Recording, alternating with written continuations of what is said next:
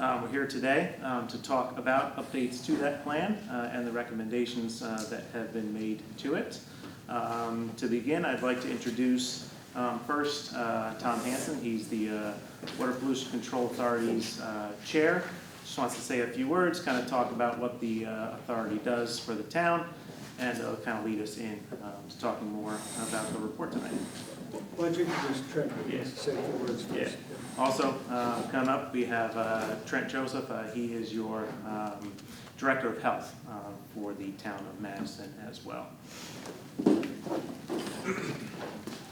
Thank you, John. Good evening, everyone.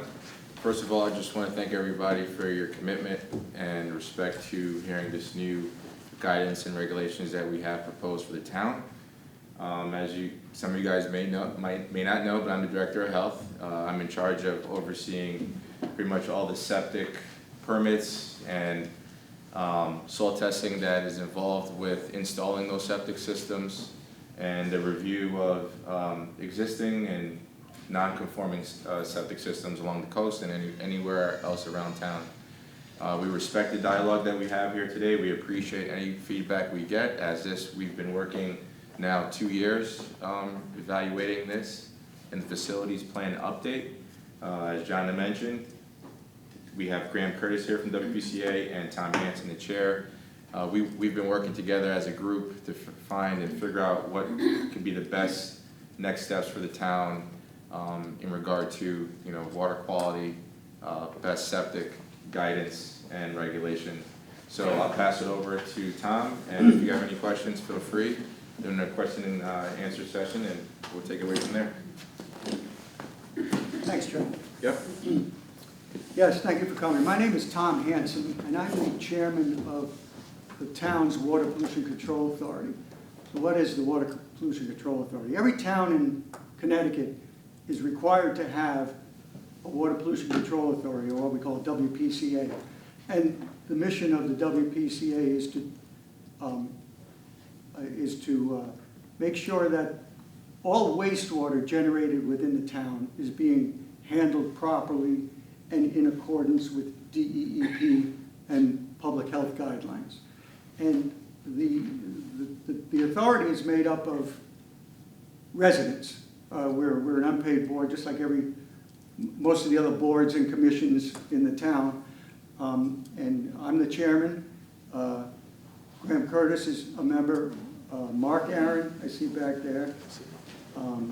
Peter Pastore, I don't see him here, and Martin Brogy are the other members.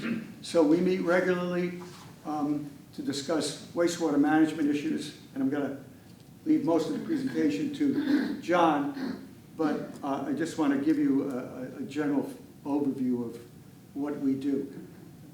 The WPCA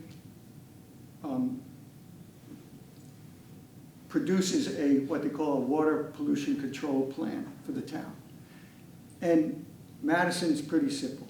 All the wastewater generated in town goes into private septic systems, or a handful of community systems, or even commercial systems. But we have no sewers, we have no treatment plant. It's all on-site disposal, as we say. And that works fine for us. But periodically we review that water pollution control plan. And the water pollution control plan really says that the Board of Health will administer the plan and deal with the permitting and all of those issues. But periodically we review the water pollution control plan and say, well, is this working out for us? Are we having success in managing our wastewater in town? Are there overflows? Are there pollution problems? Are there troublesome areas? What can we do as a WPCA to enhance our plan and facilitate the environmental strategies in town? And it's important for you to know that the WPCA, that is all we do. We're strictly here for environmental concerns. We don't deal with economic development, we don't deal with zoning, we don't deal with any long-term land use planning or anything. We are looking out for what is in the best interest of the groundwater in town, and by having a WPCA in every town, looking at the groundwater throughout the state. So for a few years ago, we said, well, you know, how are we doing? Should we hire somebody to look at this plan for us?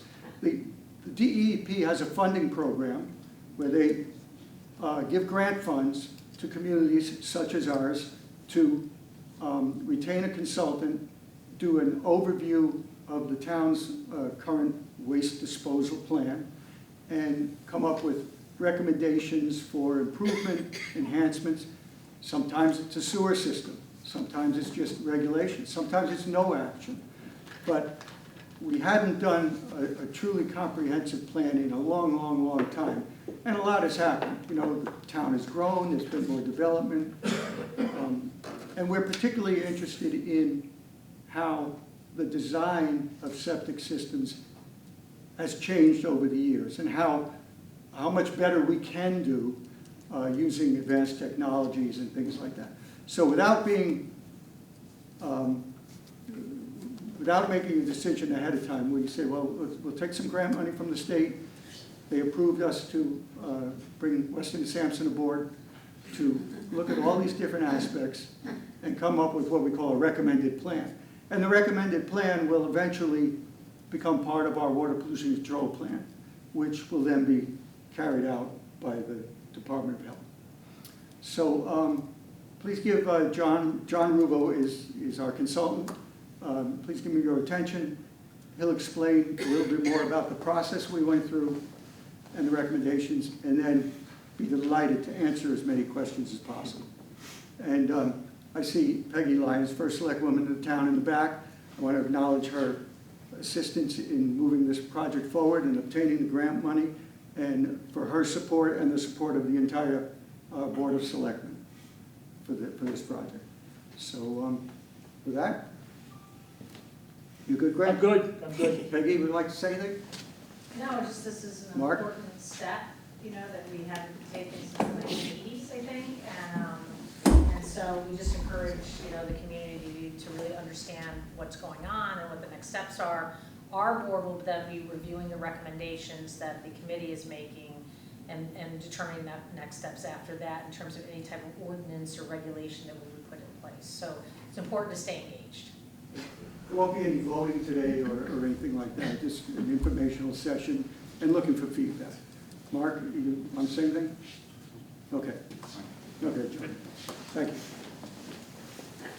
Thank you, Tom. Thank you, everyone.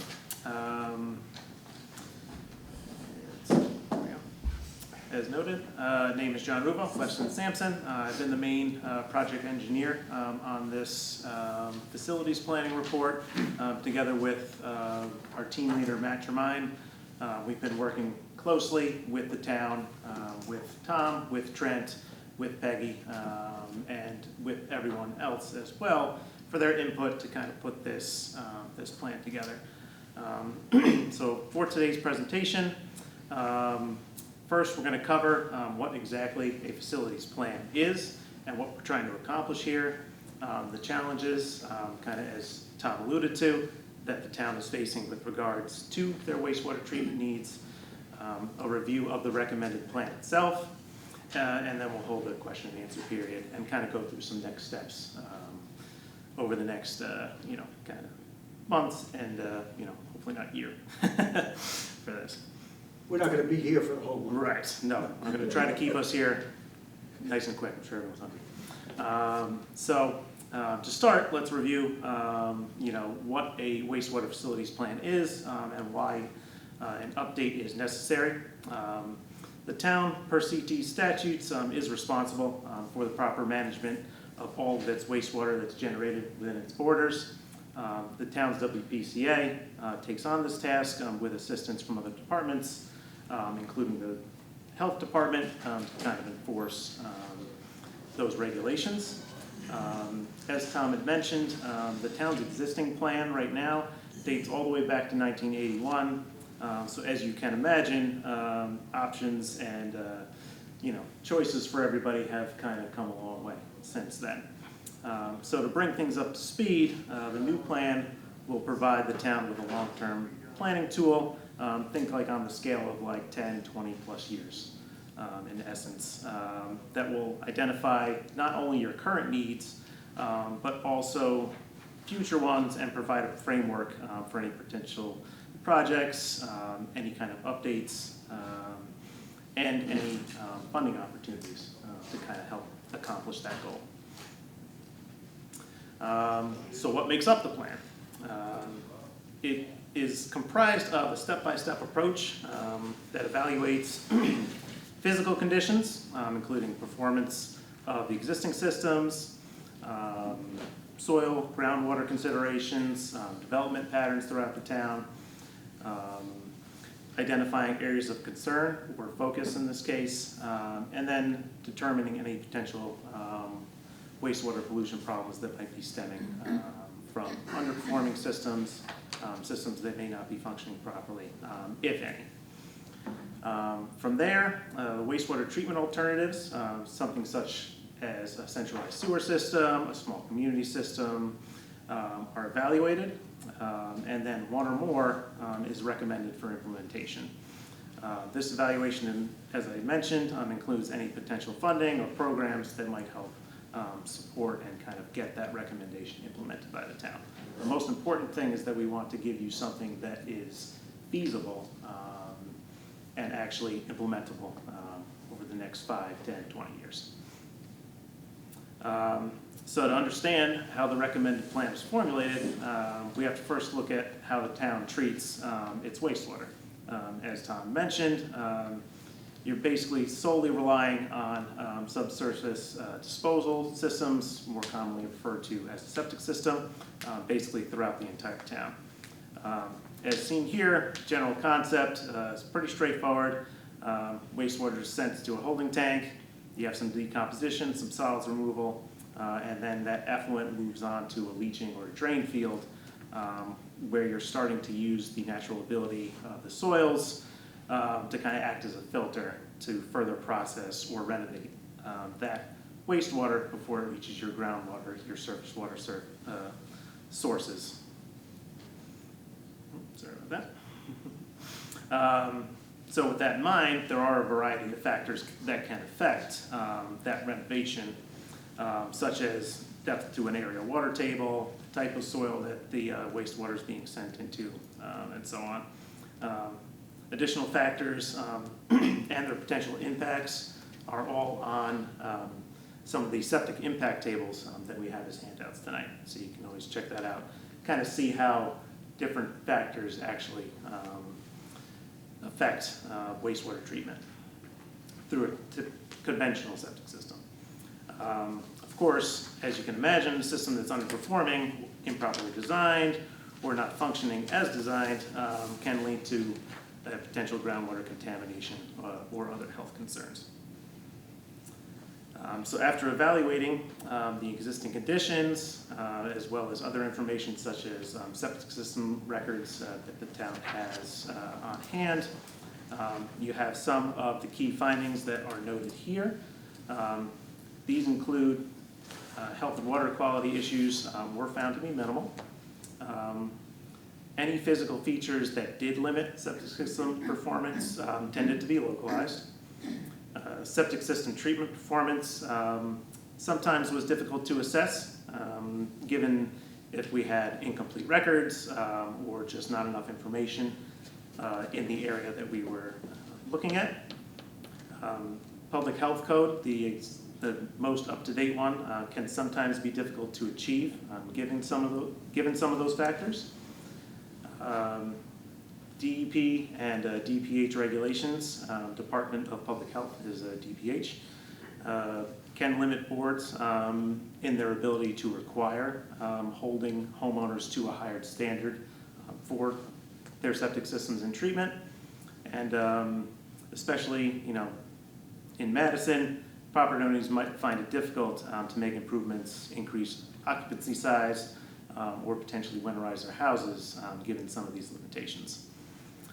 So with that, and with input from the WPCA and Trent and the Health Department, we identified some areas of concern or focus for the town.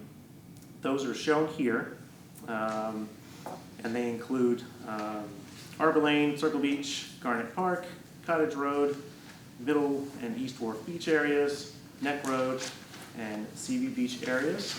There is a copy of this map on your handout on the opposite side of the very red, yellow, and green table, just in case you want to take a closer look. We subjected all of these areas to an initial evaluation that we have dubbed the Septic System Compatibility Table, where we take kind of a look at all of those potential limiting factors and gave those areas a score to give us kind of a sense of what are the areas we should really be focusing on, where there might be the greatest potential for a groundwater contamination issue, or other factors that might limit your septic system from performing the way that it should. So based upon the confluence of those limiting factors, we identified 3 of these areas for an even more in-depth analysis, and they included Circle Beach, Neck Road, and the Garnet Park Road areas. After that analysis, we revealed some additional information on those limiting factors, and they include, in some cases, as noted, that existing health data on the septic systems, what they're made of, when they were installed, etc., sometimes wasn't available or incomplete. Small lot sizes in those areas might make system repairs or replacement difficult to achieve. Shallow depth to or an inadequate separation distance to groundwater layer or bedrock layer were present. Public health code variances were found to be minimal in these areas. Water movement through the soil was found to be adequate for wastewater treatment, which is good. Some lots do feature very obsolete cesspools, so think basically just that chamber, but then there is no kind of second step for renovation. Basically everything just goes into a holding chamber and then it needs to be pulled out. Very old school. Almost all of the lots in these areas had access to public water, which is a boon. It kind of helps expand the area in which you can site a septic system. If you had a well, there would be different considerations to take into account. And then in some cases, there might be the inability to meet setbacks as set forth by the public health code. So after completing the evaluation of these existing conditions, some treatment alternatives were evaluated, trying to gauge what would be a best fit that would address, again, not only the current needs of the town, but those that might come down the road as populations start to shift, and also to balance any development considerations. These alternatives included more programmatic approaches, such as ordinances changing laws, as well as constructed solutions, so think small community systems or your centralized sewers. Based upon that alternative evaluation, the implementation of what we call a decentralized wastewater management district was found to be the best fit and has been included as part of the recommended plan. This approach provides for an active monitoring program that manages these areas that feature exactly what the town has. Multiple small subsurface systems that are varied in their type and approach to remediation. So it kind of helps address basically anything that might be encountered within that district. This approach that would be administered by the health department, as Tom and Trent noted, allows for that regular monitoring, increased flexibility in repairing and replacing any aging, damaged, or underperforming systems, and really kind of gives them the tools that they need to make sure that fair application of the existing standards are applied to all residents, no matter what kind of system you have, or basically what you're working with. And it allows for a more systematic and incremental upgrade, as opposed to basically stating that, okay, we're going to be doing centralized sewer systems in this area, everyone's going to have to do centralized sewers. You don't really have much of a say or any kind of options. Kind of moving on and kind of into like kind of some additional benefits of this approach compared to all the other alternatives. The management districts also provide for the most cost-effective approach for both the town and its residents. Since the town has to kind of set up a program for the monitoring, and any residents within that wastewater management district would be subject to those updated regulations. We did a cost analysis, as you kind of see here. This is a very brief summary that kind of estimates the initial and then the annual costs for establishing and maintaining both the program and those systems within the district.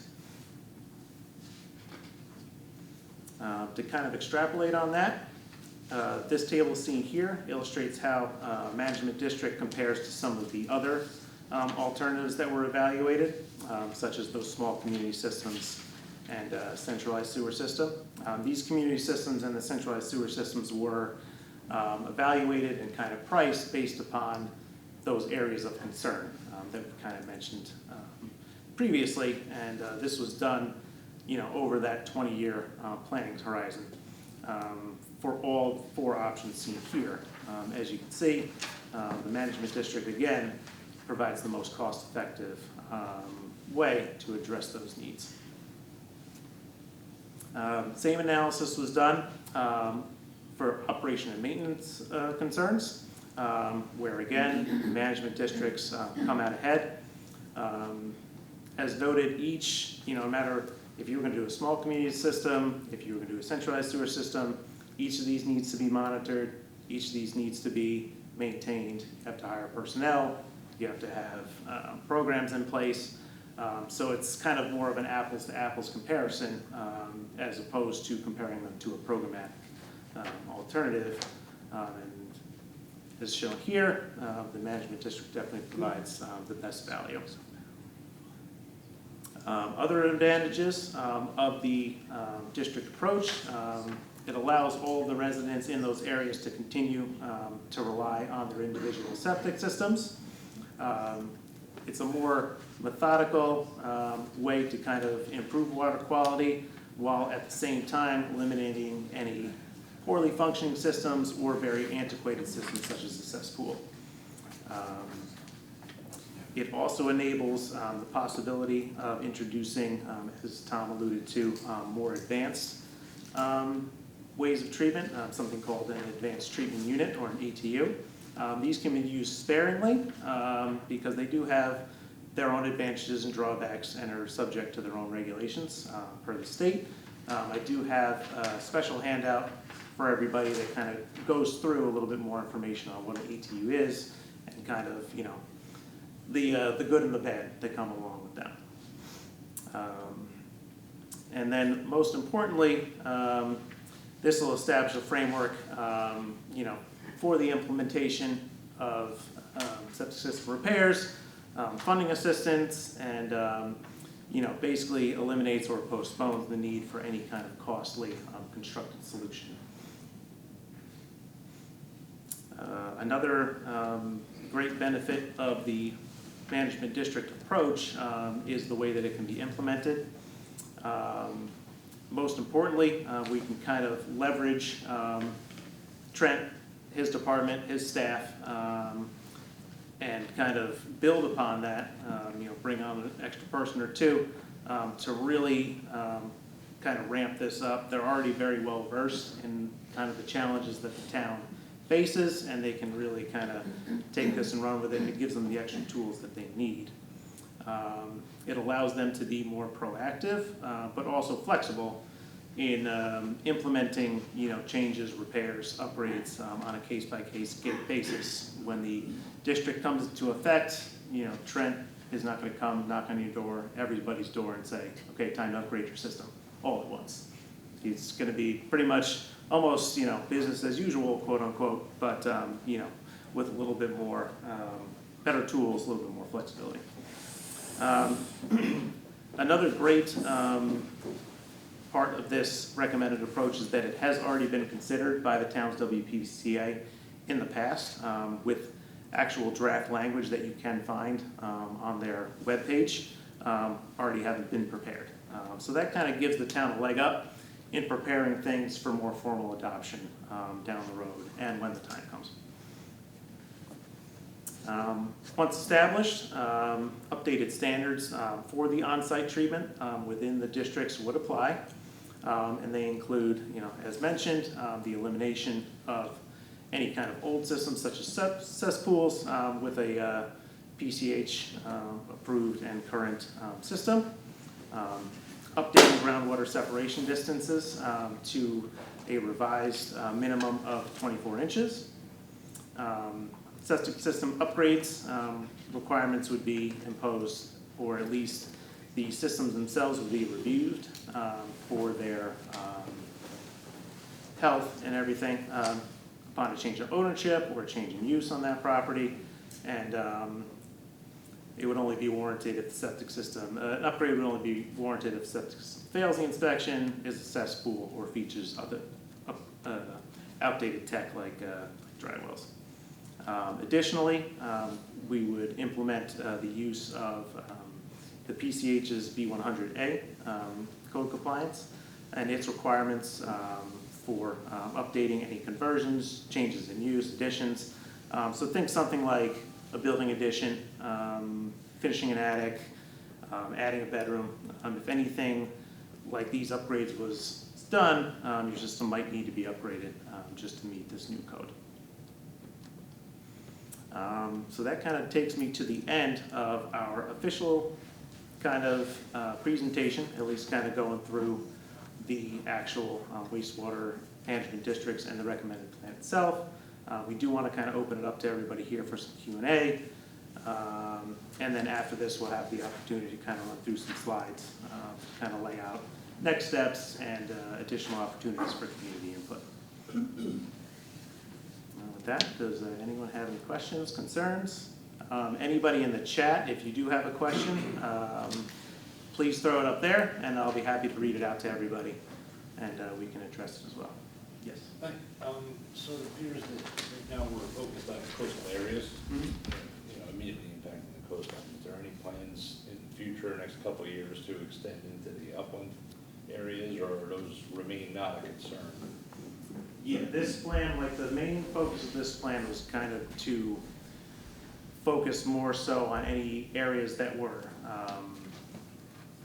maybe not, I wouldn't say bad actors, but had a better chance of having issues sooner down the road. We're seeing more increased activity, things like that, and of course to protect Long Island Sound. There will be updated regulations coming down the road. Second part is, yeah. So as it moves forward within the town with the areas of inspection, mainly focus around the tributaries of the waterways coming through those areas? It could be a natural progression, kind of go up there. Yeah, that was part of the review as well. Not surprisingly, the areas of concern are south of Route 1, Yep. near the water, small lots, old systems, proximity to wetlands and salt marshes. So when all the environmental factors come into play, these were the ones that initially were identified. But the idea here is to establish a mechanism whereby for any area, it could be anywhere in town, which might be identified as an area of special concern for some environmental reason, that would allow the health department to have a little bit more flexibility and ingenuity and maybe even a little stricter standards. But, and those boundaries that we have up there now are kind of not well defined, really. And certainly every property in those areas would not be subject to anything different than what they're doing now. Right. But there's problems here, there. You're not going to put $10 million of sewer in, for what amounts to a small percentage of the properties in those areas. But what we really want to do is establish the mechanism of establishing wastewater management districts, which is approvable under the DEEP guidelines, Yep. as a way to improve the environment without, breaking the bank and still keeping things somewhat local. So to answer your question, there's no expectation that there will be other areas, but it's not to be ruled out, because it's the mechanism that we want to put in place. Second part of the question, then I'll let somebody else talk. I did notice that any change of use or addition or remodel, what have you, would trigger an evaluation. Is that limited to the areas of concern, or is that townwide? No, I'll take that. Sorry, I didn't get your name. I'm Paul. How you doing, Paul? So the 1913 B100A is triggered under any of that now as it exists in the public health code. So if you want to go for finishing your basement, your attic, addition, a pool, a deck, accessory structure like a shed or a garage, it's triggered. The difference here in the wastewater district that's being proposed is that if you're in a district and you have what is known as, he's defined as a non-compliant or antiquated septic system, particularly a cesspool, then you'd be required to upgrade that cesspool for that B100A application or addition or whatever you want to get approved.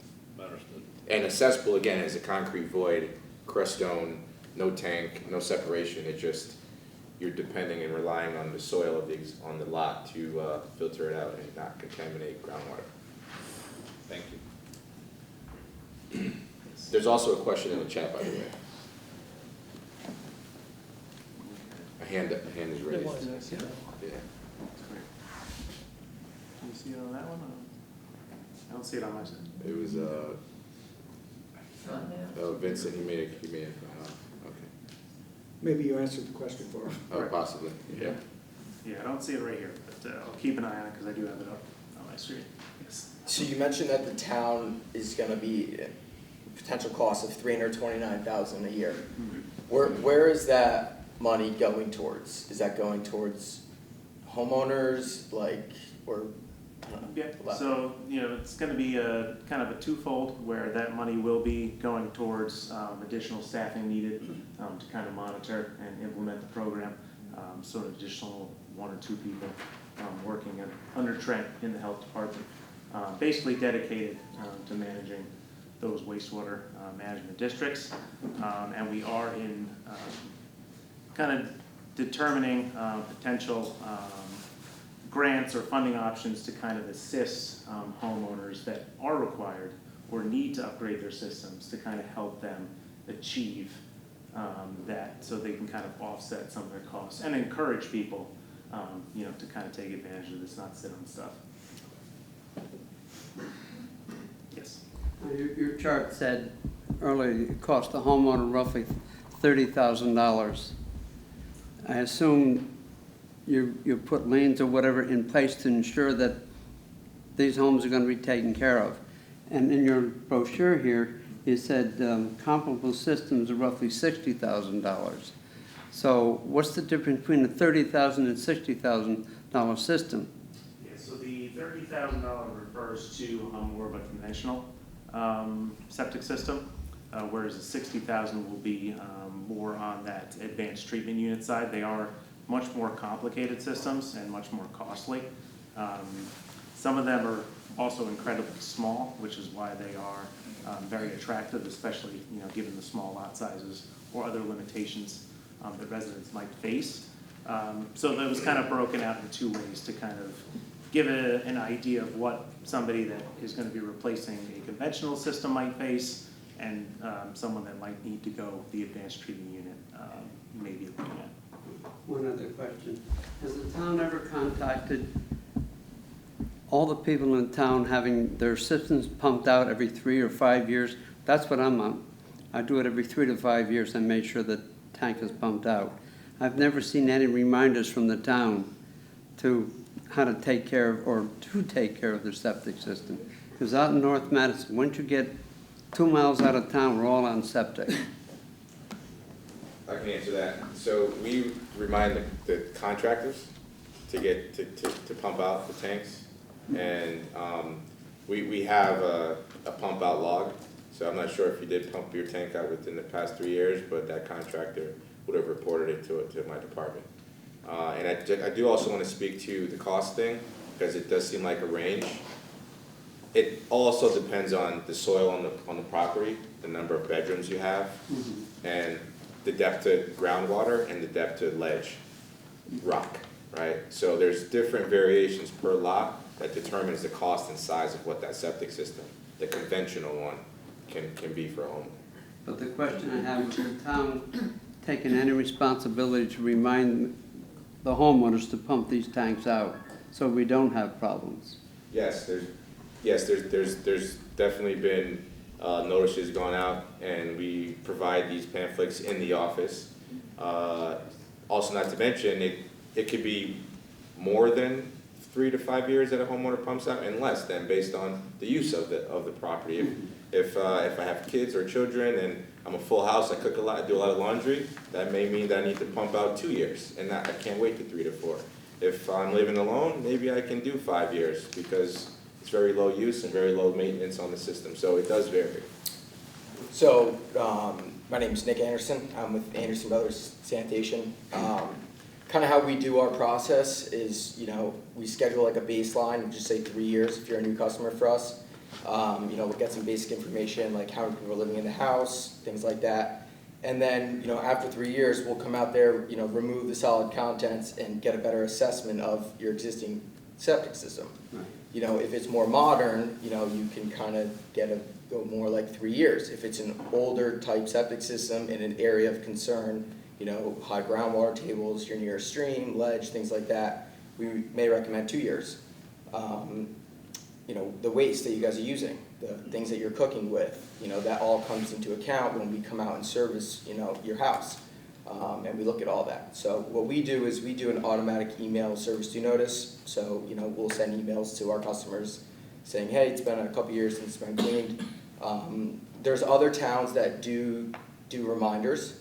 For instance, there's Clinton that they do every 5 years. And honestly, in my opinion, I actually think it's not a good thing, because people hear 5 years and they think, okay, I could wait 5 years.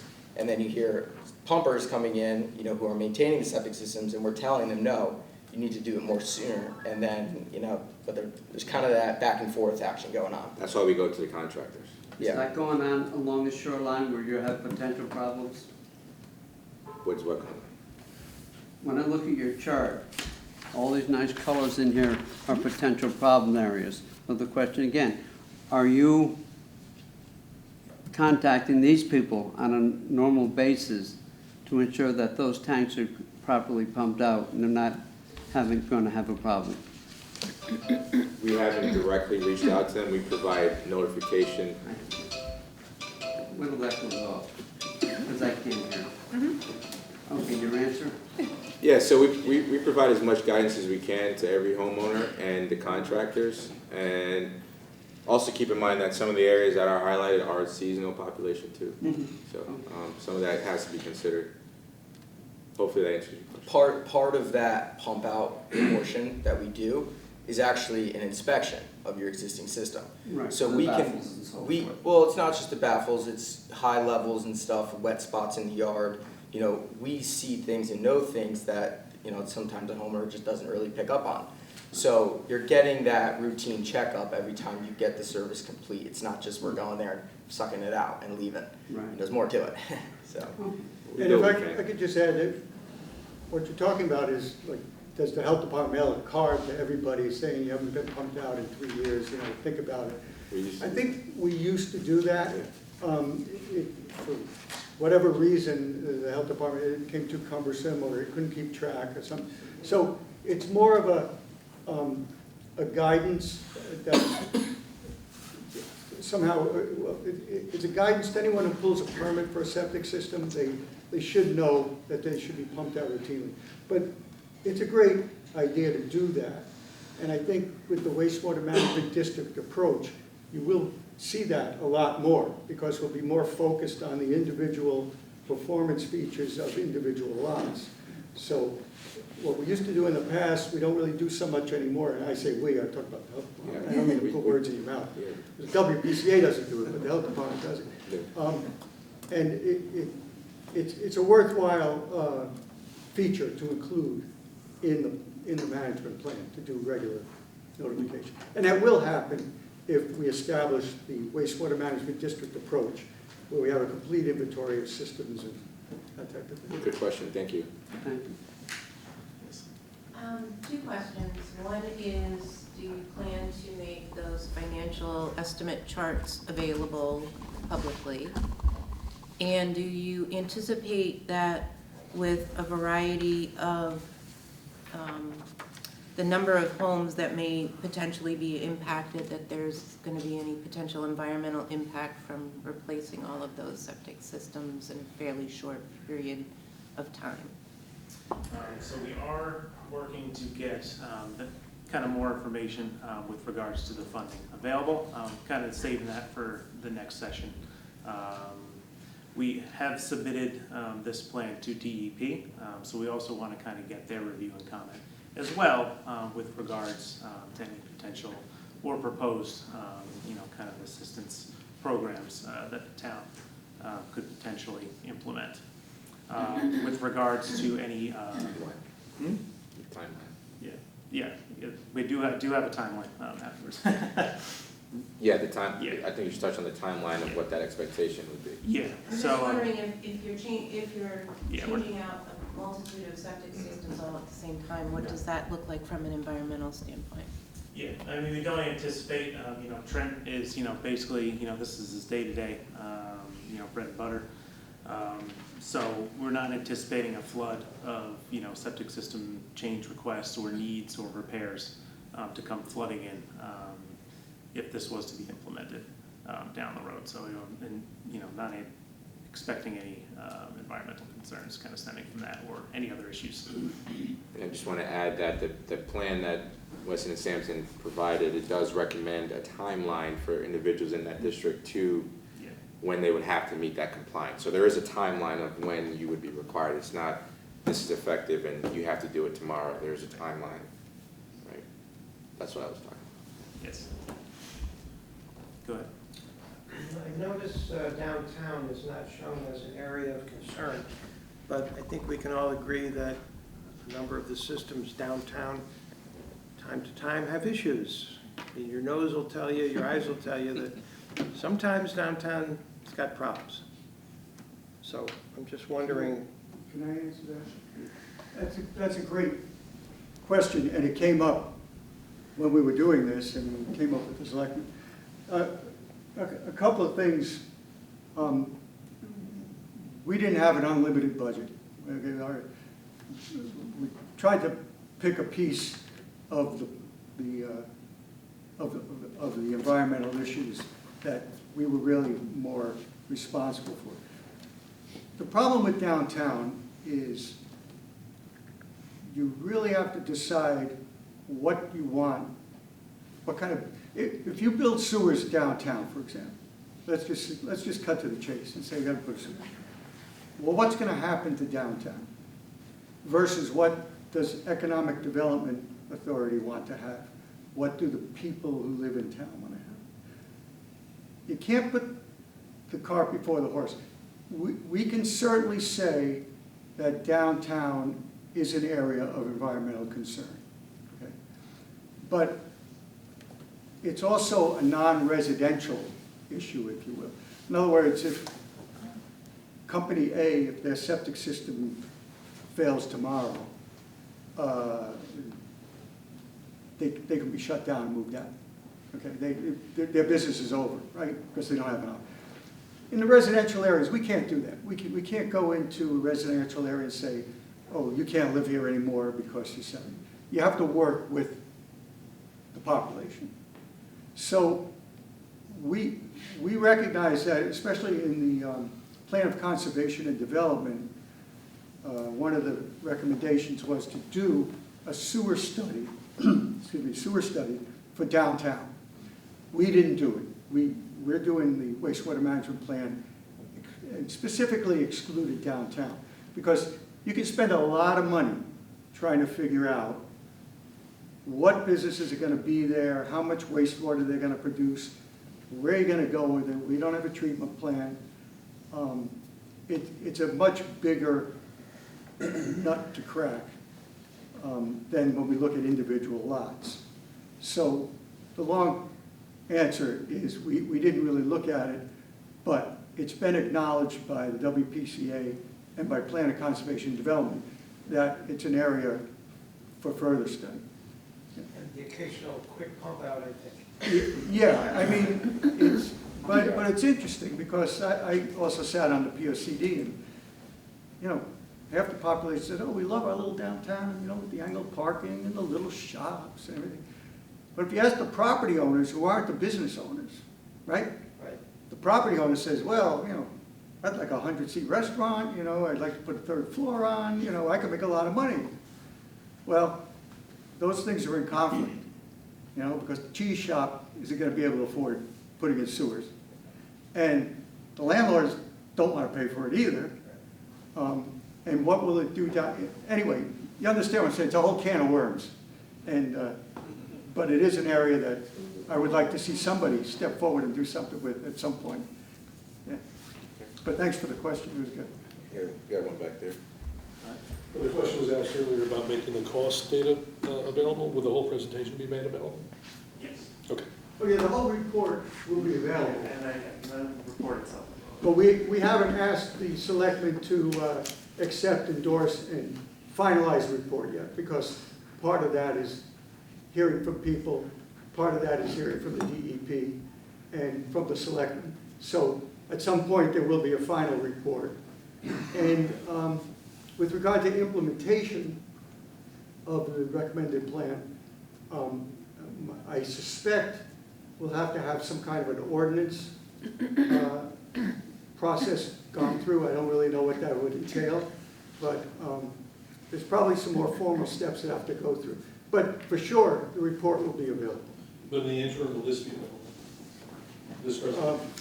I suppose, I think it's on the, I think it's on the website. Yes, for sure. The WPCA website in town should have it. Right. And I'll get some information kind of following this on places that you can go on the town website to find additional information, including updates to the report kind of as it progresses and things that we've done. Yeah. I have a question. Has it been looked at? Where is the nearest regional or the nearest treatment facility? Brantford. 10 miles away? Yeah, Brantford, that's where we bring all our waste Okay. in Madison, Guilford. Yeah, it's interesting, Guilford, Madison, Clinton, Westbrook, Old Saybrook, That's it. no sewers. Correct. And although the history of DEP, I remember as a kid out of school looking at, oh, we're going to build sewers right down Route 1. We're going to get all the towns, we're going to build a big treatment plant. Just, you know, Never been. it just doesn't happen, you know. There's a plant in Deep River though, a small plant. A small At plant, Chester, Deep River, if you're yeah. familiar with downtown Chester, which has a lot of restaurants. And the septic probably goes to, what, maybe New Haven? Are you taking No, Brantford? they treat it in Brantford right there. Okay, Brantford. But the way they have it set up, so about 3/4 of the town of Brantford has city sewers. Yeah. And there's still a population that doesn't have city sewers, and what the town does to combat that for those residents is they offer, it's like $25 pump ticket, and they could hire, you know, they gotta like go through the town, but you can get a pump out for $25. Right. So, the reason for it is these are always, those houses are typically in areas where the infrastructure to tie into the city sewers is just astronomical, so it doesn't financially make sense. Yeah. Not to mention the zoning behind it, you know, they're larger lots, interior lots, it's not like they're, you know, it's like Madison, for instance, where downtown we have smaller zonings, but if you go to northern Madison, you know, there's 4-acre lots there, so. Thank you. Are there any questions in the chat? Yes, I do have two. I have one from Vincent. He says, are you going to treat 3 villages, Disabato and Youngs, and will there be a cottage-by-cottage inspection? Will help-like grants be available? So I think the answer to that is kind of going back to what we're trying to achieve here is basically implementing a framework to kind of get the wastewater management districts implemented. we're focusing on those 3 areas for right now, but kind of going forward, you know, as the program gets off the ground, you kind of start to expand and basically designate something like DUDS, et cetera, as a district as well. And as we spoke to before, we are working to make grants available to kind of help offset costs. And then we have another question from Carol. What models are you using for groundwater changes due to climate change related to existing septic systems? Anecdotally, we have problems with existing septic systems being inundated with groundwater. We reviewed basically all of the available groundwater information available through the state itself, and that comes from a variety of different sources. Some of them go back maybe 2-3 years, some maybe a little older. There are a couple of reports from some federal agencies that we were hoping to include as part of this report, but they're not ready yet in typical federal fashion.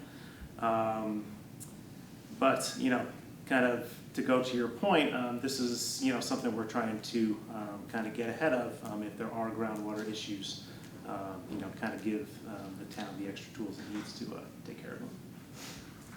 And to follow up on that, was it Carol? There's the question. The town is in the process of updating their resiliency study, which specifically addresses sea level rise due to climate change. Now, the WPCA has met with that study group and given them some input on our concerns with regard to groundwater, well, with regard to sea level rise. To answer your question about the model, there is a standard planning, I forget what they call it, not a criteria, but a planning level point that every town, or everyone who's doing a resiliency study is supposed to meet. And I'll probably get this wrong, but I think it's 24 inches of sea level rise. 20 inches by 2050. Okay. You have to plan for the potential of 20 inches of sea level rise by the year 2050. Okay. And to the extent that that impacts septic systems, of course, because even if you raise your house, you know, you're still flushing the toilet and it's going into the ground. So we have to be very careful in these wastewater management districts that we don't encourage installation of septic systems that don't do any further treatment in areas that are subject to inundation like that. And part of the wastewater management district approach would be to make sure that if they're subject to inundation, it's a much cleaner treated effluent than you would have otherwise. So maybe that answers your question, but it's a fascinating question right now because everybody's thinking that, you know, next week we're going to be up to our basement wall, you know, in groundwater. It remains to be seen how the wastewater management district approach addresses that. But right now, it's another reason why we want to have this framework in place so that we can address things like that. Are there any other questions? Because I do want to add to that at all. Is there any other questions in the chat? No, not All right. here. So to that point, you know, if since 2016 or 17, any homeowner in these areas of concern who have updated the septic system while I've been the director of health, we have implemented a 24-inch separation distance to groundwater, and I've already been doing this, but the district allows for the surveillance of the other systems where it didn't necessarily trigger an upgrade to that current septic system, right? The reason why those septic systems were upgraded were maybe the homeowner wanted to, maybe they inquired a failure, or maybe they had to do that addition at that time. But then there's several other homes that maybe haven't even turned that page yet, so we don't really know what the existing septic system is and the integrity of it and how it's functioning. But the good news is we've already been somewhat implementing that, and the contractors can attest to that as well, and the engineers who design the systems. Yeah, well, for any homes in the areas of concern that are going to be changing hands or selling, is it gonna be required for the real estate listing broker to make sure that the potential buyers are aware of this, Aware of what? the pending changes in the requirements? Oh, whether or not, if this went forward to become a district? Correct. I would anticipate, yeah, I think, yeah, I would anticipate Well- there'd be information. Yeah, I don't think we could require real estate agents to do anything. But just as a real estate agent would establish for a potential buyer that this home is in an R1 residential area, it's subject to a sewer tax or a water tax or something like that, they would also say, and it's also in wastewater management district A, 1, whatever it is, which, you know, we encourage the buyer to look to see what So those that would trigger regulations the are, things like information that. if it was. So, you know, the WPCA can recommend these improvements, and, you know, other parties will have to do with whatever it is they do, you know, whether it's a contractor or a builder or a real estate agent or what have you. Okay, but it's a good question too. To that, what's like the timeline with the real estate transaction? Because the change of ownership is one of the things you guys are looking at to do. So like, do they have to do it within 6 months of the new owner being there? Is it something that needs to be done prior to selling the house? Well, there is some wording in the draft plan now, which, and I don't remember exactly what it is, but it's not like an immediate thing. It's, at some point, the property owner will be engaged and say, fill out a permit to upgrade your system, fill out an application for funding to assist with that, et cetera. And then there's usually a timeline associated with that. If someone sells the house at that point, it's probably going to be the same timeline, but that may be impractical in some cases. So I think that's going to have to be dealt with on a case-by-case You basis. may need an escrow account or something like that Yeah. for the You seller. could have an escrow account. Technically, that right? should be on disclosure from an existing Yeah. homeowner. If they become a district and they, as a homeowner, are aware that they have a deficient system, they would Right, have to and I think disclose that's that. exactly what we put in there, escrow or something like that. Okay.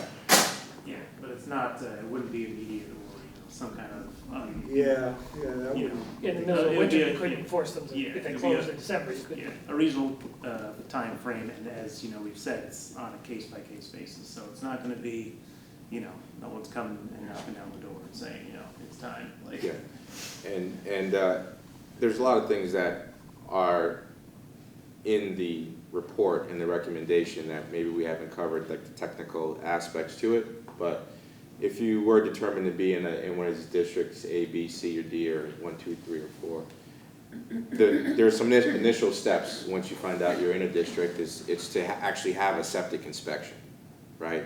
To understand what the existing condition of your septic system is first, and that report being submitted to the town, and then things happen from there, right? And there's a timeline for how soon I'm supposed to, as a homeowner, get that septic inspection. How soon as a homeowner do I have to comply if my septic system is deemed not functioning?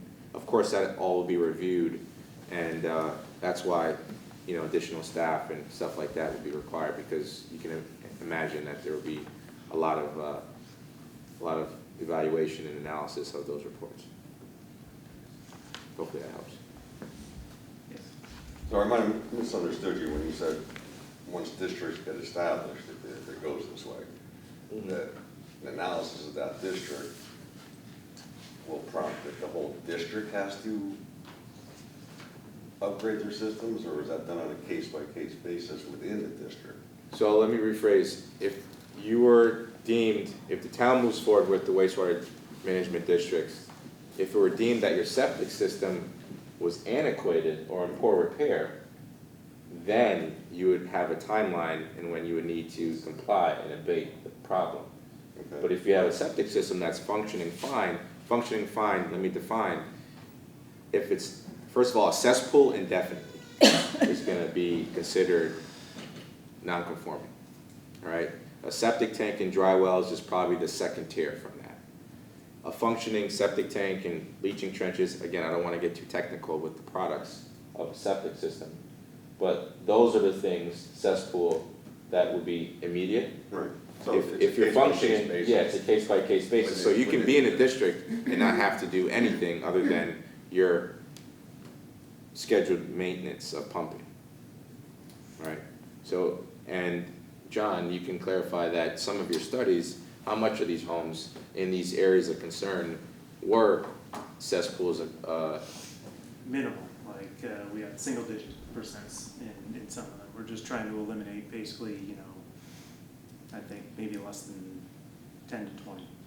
Yeah. But we don't have the information on a Yeah, lot but- of lots. Yeah, but yes, also We to don't clarify have that. that. so that's what yeah, this, That is it is incomplete, so that's why we need to kind of implement this monitoring, you know. evaluate. Get these evaluations so we have a more clear picture of what all of those areas look like. As you can kind of see, as part of that the mapping, even those colors, those entire areas aren't actually shaded. That's because we didn't have information on those actual lots themselves. So there is more work to be done. So presently, septic systems are developed per the state of Connecticut Health Department technical standards. It seems like you've alluded to things that will potentially be above and beyond what's currently in the technical standards of the state of Connecticut Health Department. So how would those aspects be handled? Are you going to write amendments, or are they going to be approved by the state of Connecticut Health Department? Yeah, the state DEP, what will happen is the town's water pollution control plan, right now, the town's water pollution control plan sets forth areas in town that are sewered or need to be sewered, or on septic systems, or require, we're allowed to set up wastewater management districts by DEP statute. And that's what we want to do. We want to set that up, and then we'll be looking at the properties almost on an individual lot-by-lot basis to decide if it needs to be upgraded now, if it's got something that might be triggered on change of use or sale, or if it doesn't need to be upgraded at all. And periodically, the people running the district will reassess that information. But we don't foresee anything like a widespread project of of septic system upgrades occurring, you know, in a short period of time, because most of these are going to take a while to be implemented and funded and things like that. Right, but it appears here that things were mentioned that would go beyond Oh, yeah. what's currently required by the technical standards of. You're exactly right. Well, not quite, not quite. It's not too far off of what the existing regulations are, because if the current code right now, if you have soil that perks at a faster rate than 1 minute per inch, you're required to go 24 inches. And usually that type of soil is sand, okay? So that already is what would be like a coastline property, beachfront, which are some of those. And then also any property that has over 2,000 gallons per day has to have a 24-inch separation to groundwater and modeling. So those are some of these maybe in downtown. And then also there's draft regulations as we speak, as I was telling Graham, that the public health code and state technical standards are actually in the process of getting more stringent, aligning with this study. And incorporating advanced treatment units? They're considering that. Okay. They're considering them. They're actually considering a lot of What did things. you just say? Advanced treatment, ATUs, advanced treatment system. I didn't hear what Yeah. you asked. So there is some draft, and that's at the state now, it's still in discussion. But this study, coincidentally, the recommendations of the study is somewhat in line. Not the districts, but the things that the districts recommend. Right. Yeah. So if this goes forward and you implement technical standards that aren't in the state of Connecticut technical standards for subsurface. Local ordinances. So how is that handled? Do you have the right then, or there's ordinances that supersede or go above and beyond the technical standards of the state of Connecticut Health Department? Yeah, it allows for that. Yeah, I mean, from the WPCA's perspective, we would like to see much more stringent standards, Right. because our sole purpose is protection of the groundwater. Now, it's unreasonable for us to think we can just do that without cost implications and issues with lawyers and legal things. So, but the answer is yes. If we establish a wastewater management district in accordance with DEEP standards, It allows for it. we can put overlay standards in there, which may be more stringent than Right, the that go DEH. above and beyond. Right, so that's the answer to your question, is we can do that. Okay. The practicality of doing it is yet to be seen, because there's certain things you can do, you're allowed to do, and certain things that you can do, Mhm. So, but to answer your question, yes, we can do that. No, I mean, which is practical for certain situations where there's, can be negative impacts to And these- groundwater and. And we discussed advanced treatment units, or ATUs. They're like a little black box, if you will, as part of your septic system, which provides a much more enhanced wastewater renovation than a typical septic system. They cost money, and they require some maintenance, just like your furnace does, and your well pump, and household appliances. You can't just park them, leave them, and walk away from them just because they're in the ground. So part of the wastewater management district is to ascertain and ensure that these things are being maintained and operated so that they perform the needs. Because there's no point in us requiring an advanced treatment unit if, it's like, oh, I'm just going to shut that refrigerator off because it's costing me a lot of money to run it or something. So that's all great stuff for discussion as we develop ordinances and work with the selectmen to adopt a plan like this. Maybe this is more for the selectmen, but for homeowners or residents that choose to voluntarily upgrade, is there any contemplation of a tax credit? The selectmen have left, so, yeah, I would say, It's probably The a benefit is discussion you not can for flush this your year. toilet and not go on a Saturday. Brett Shannon. I would say that there's not gonna be any credit to that. Yeah, Question. Trent, so I think you said before that if this all passes, step number one is to determine what systems are not working, quote, properly, and therefore those are the first ones that will need to be addressed. Is that right so far? Yes, based on the functionality of that septic system. Right. So you mentioned they would have to be inspected, right, to figure this all out? By a septic contractor, licensed, Right. installed. Who's gonna pay for that inspection? That's, Because those are hundreds of dollars. Does the homeowner have to pay for that inspection? that would be a homeowner cost, And but they I, would get a notification saying, okay, we're now doing this area, you have a certain time frame in which to get your system inspected by a licensed contractor like Nick? Is that how it would work? it would work that way, and there would be a more organized reporting system, established, and report form that every contractor needs to fill out, because what Nick may do is different what X or Y contractor may do. So we want to make sure that the information we're receiving is both valid and reliable, right? And there's continuity of that same message. Now, I don't know if the funding that John has been talking about, the grant funding, if it would allow for assistance to those, but initially, yes, that would be a cost absorbed by the homeowner. And then getting over to this gentleman's comment, I am a real estate agent, and I think that it would be extremely important to notify, potential buyers. I think that would be something that you'd want to get involved with the Connecticut Association of Realtors, so that the information is dispersed properly to everyone, any licensed agent in the state, because we all work all around the place. And, you know, you might be an agent up in Hartford, but you're still doing some business down on the shoreline. Yeah. So I think that needs to be communicated very well to the association. Full disclosure, I'm not an Thank you. agent. No, I know, but I think it's super important. I can't imagine not disclosing that. Thank you. Do you have a question, sir? I did.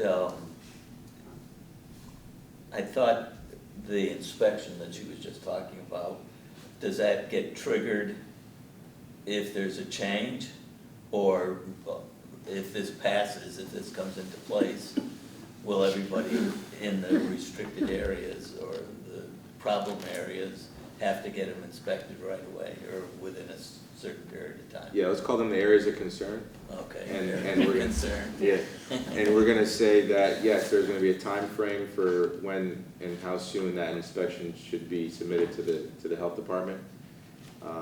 That is also in the draft recommendation to the board, and I think that's also important that, you know, we're also saying if, and I think that there's still a recommended plan that needs to get submitted to the Board of Selectmen, and they need to review it and consider all the things that are within the plan, okay, including the districts, including everything that we discussed today. And one other thing, is it so outrageously expensive? I know it's expensive, but to the areas of concern have a sewer system? Is that feasible? I used to be at Point of Woods in Old Line. 4 or 5 years ago, they went through and They're still working on it, I think, to this day. yeah, they put in sewers for, and made a big difference for the whole area, you know, the property values, the increase in taxes, all that became in those, you know, so the problem was eliminated. Is it just so expensive that we can't do that? And to your point before about having it on Route 1, and do we want to be able to put 100-seat restaurants and that kind of stuff? Well, every figure that I've looked at and that the engineers have reviewed, they've been pretty costly, above my pay grade to really break those numbers down, but every figure that I've looked at, public sewers have been would be pretty costly to the town. But pretty costly. And not for me to make the decision, either. It would be like a board decision. But is it like $100 million or $10 million or? The report does have, for at least one of the areas of concern, a conceptual layout of sewers. The problem is different from Point of Woods, because you had a treatment plant to go to. Yeah. But where are we going to go with it? The only place to go with it is in the ground, somewhere in the town. The ball fields, academy, surf club, and that's what makes it very, very expensive. I mean, laying the pipe is one thing. Disposing of it, getting the permit, building the treatment plant, designing the plant is a huge, huge nut. And the reason we asked Weston Sampson to look at it, though, for the Neck Road area, is to say, what's an order of magnitude for construction costs for a sewer system, which we wouldn't even be sure that we could do, because you need a lot more design work to know how big the system has to be, and how much fill you have to bring in, and all this stuff. Those numbers are in the report. I don't have them, but you'll see them in the report. They might even be in the handout. But they're in the tens to 20 millions. They're in for the 10 relatively plus. small Yeah, area. 10 plus, and as Tom says, this is only to serve a small area, not even all of the area concerns for, you know, kind of the entirety of the town. So I understand $10 million is an awful lot. Just recently, we were thinking to spend $24 million on Academy School. Well, now that you I mention mean, it. now we got $24 million, let's get started on some sewers. And- 90 million for elementary school. Yeah, I mean, if it's an area of concern, and it is, I live down there, so I know what's going on. And I'm all for it, and I wanna make sure that everything is going well. I've been there for a long time. But, you know, if it's a concern, why don't we do something about it? Maybe we can't, that's why I asked how expensive Well, it is. part of being in a wastewater management district will also perhaps trigger small local community systems where multiple homes are connected to a common septic system. That's probably going to be a more reasonable approach than sewering an entire area and getting it all out somewhere where we can dispose of it, like Lowry Field, and you have to rebuild the fields above it and everything like that. So it's, I wouldn't say, I mean, your point is very well taken. I mean, it is a great solution because you see it in the improved home values and property uses and, you know, it's great. People can do the laundry and do the shower and, you know, I was involved in a big sewer project in Middlefield many, many years ago. And at first nobody wanted to spend the money for it. If you go up there now, Lake Bisic, you know, it's night and day. Yeah. I mean, the way, but there, again, we had a treatment plant to go to, we go to Meriden. It's difficult in Madison.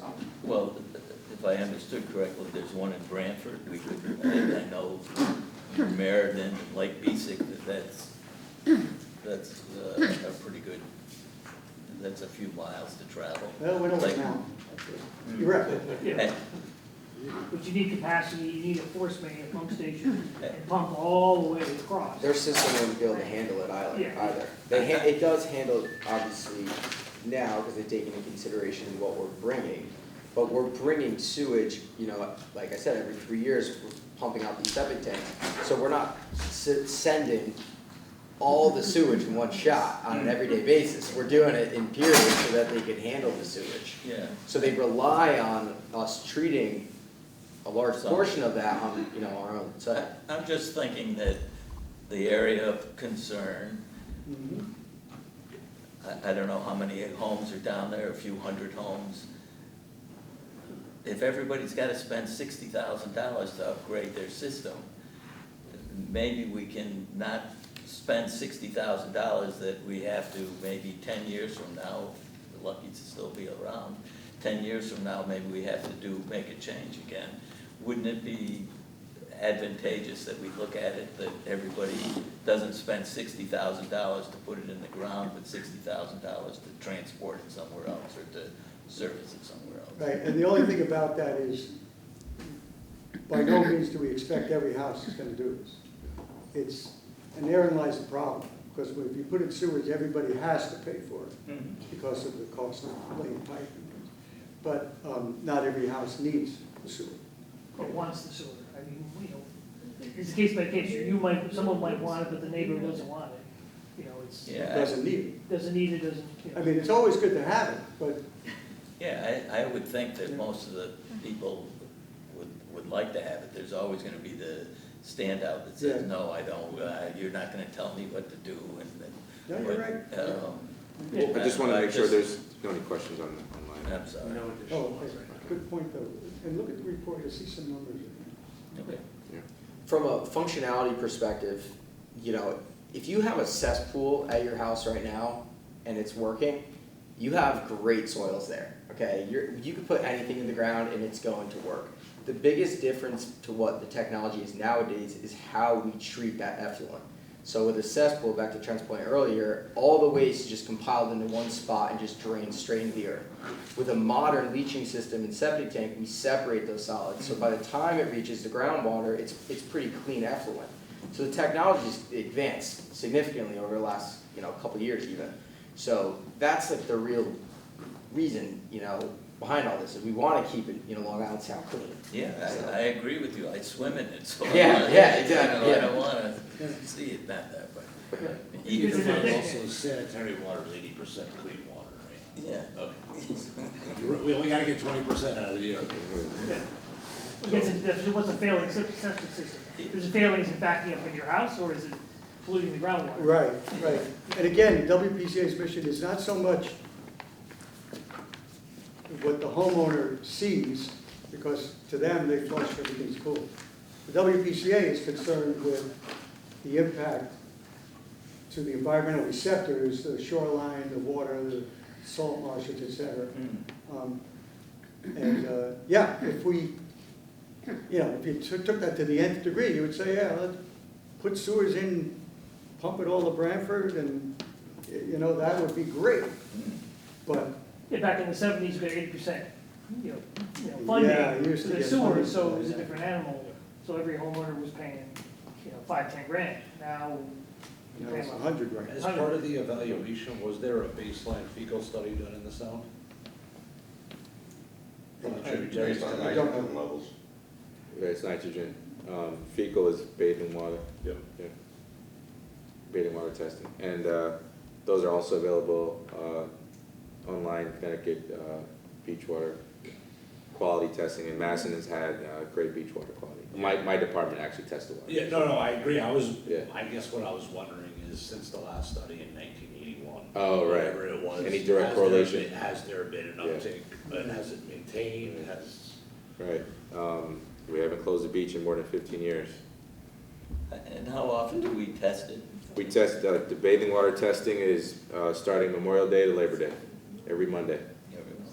And if there's any elevated levels, they'll be retested on Wednesday, because the lab takes 24 hours to get us the results.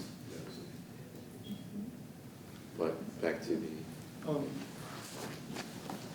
Do you want to, any more questions online there? No more questions online. Anybody else have questions? If this is implemented, is WPCA going to essentially have control or oversight of the repairs where they are hiring the contractors or putting out bid packages like Old Saybrook did 10 years ago for whatever they did, their 300 septic systems? Yeah, I don't think well, the WPCA wouldn't, because WPCA is not, it's a volunteer board, and they make the recommendations.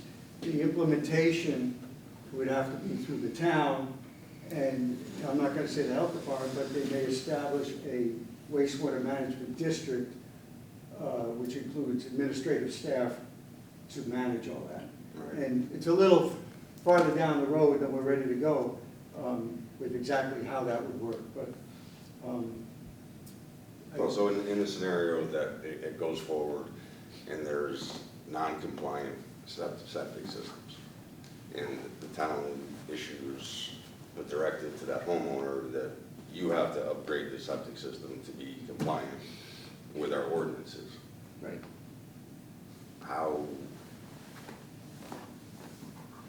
What are the policing standards to make that happen, essentially? The policing standards? Yeah. How do you make that homeowner do it? That's all part of the review, and, legal advice, and what it means to comply with that wastewater treatment district.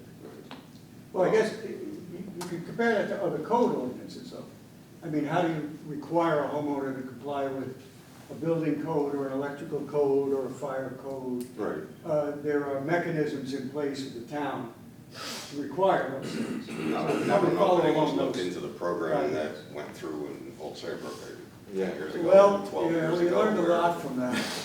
Why, Bill, you're looking to not comply? No. What it was is that these issues came up in Old Saybrook, so Yeah. the town had essentially then took control of it and Yeah, put I out think they got bid some grants packages to implement that, so they were more to proactive. mandate that it was done. Yeah, they did all towns, whole streets were done. Right. But it wasn't left up to the homeowner. The town controlled it, Yeah, through, public bid packages. right. Okay, you want to wrap up, John? Yeah. Are you- Unless there's any Other questions? John has a little bit more of a presentation. Yeah, I don't see any more on the, online here. So kind of moving on. Of course, thanks for all the questions, comments, and input. We do have more information available, kind of as we alluded to before. You can visit the town website. Specifically, the WPCA does have its own dedicated webpage that has information like announcements, updates to the facility plan. It has its own tab in and of itself. The WPCA does meet quarterly. You have the dates here, and agendas minutes are always available for review from all previous meetings. Additionally, you can visit town's health department webpage. They have the same thing, updates on the plan, as well as guides to your septic systems, existing codes, variances, etc. Of course, the town is encouraging everyone to participate in the upcoming meetings. We will post those just similar to today on the town website, get as much information out to you as in advance notice as possible. Board of Selectmen meets every second Tuesday and fourth Monday of every month. And public comments are welcome. Tentatively, going forward, for the implementation schedule, homeowners in the affected areas will receive guidance in upgrading their systems.